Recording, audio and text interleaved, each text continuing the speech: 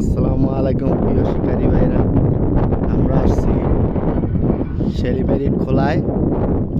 আমাদের রুবেল ভাই প্রতিমা দত্ত আসছে, দেখি দেখা যাক কি করে। ওই যে খাইতেছে।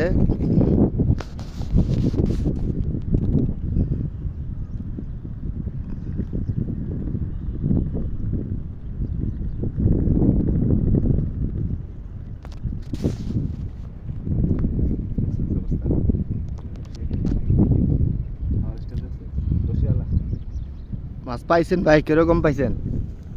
হ্যাঁ,